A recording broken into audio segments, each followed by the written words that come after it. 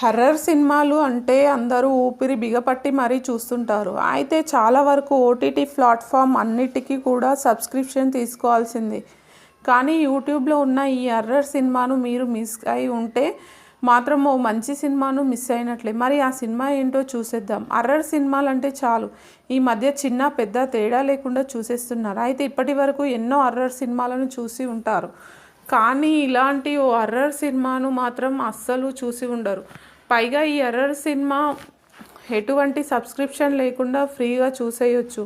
ఎందుకంటే ఈ సినిమా ప్రముఖ ఓటీటీ ప్లాట్ఫామ్తో పాటు యూట్యూబ్లోనూ అందుబాటులో ఉంది. హర్రర్ సినిమాలు అంటే బాగా భయం ఉన్న వాళ్ళకు ఈ సినిమా ఎంత ఇంట్రెస్టింగ్గా ఉంటుందో భయపడే వాళ్ళకు అంతకంటే ఎక్కువ భయంకరంగా ఉంటుంది. ఎందుకంటే ఏ హర్రర్ సినిమా అయినా 1-2 దయ్యాలు ఉంటాయి, కానీ ఇక్కడ ఏకంగా 13 దయ్యాలు ఉన్నాయి. మరి ఈ సినిమా ఏంటో చూసేద్దాం.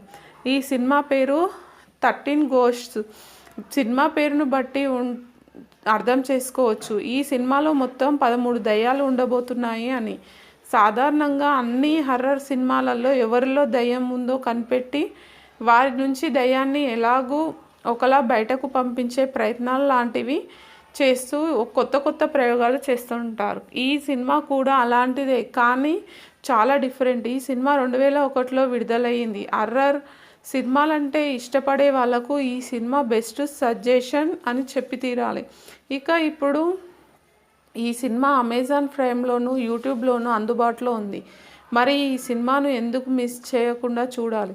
అసలు ఈ సినిమా కథ ఏంటి అనే విషయాలను చూసేద్దాం. ఈ సినిమాలో సైరస్ అనే వ్యక్తి ఓ గోస్ట్ హంటర్.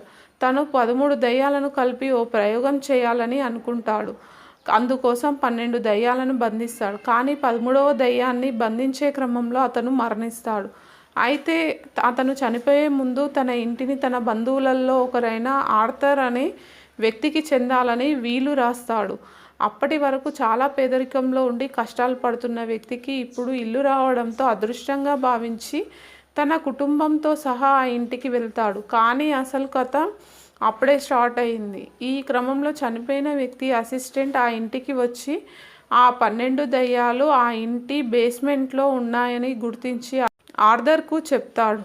ఆ దయ్యాల వలస ఆర్థర్కు ఎలాంటి హాని సంభవిస్తుంది, తాను బంధించాలి అనుకున్న 13వ దయ్యం ఎక్కడ ఉంది, ఇవన్నీ తెలియాలంటే ఈ సినిమాను చూడాల్సిందే.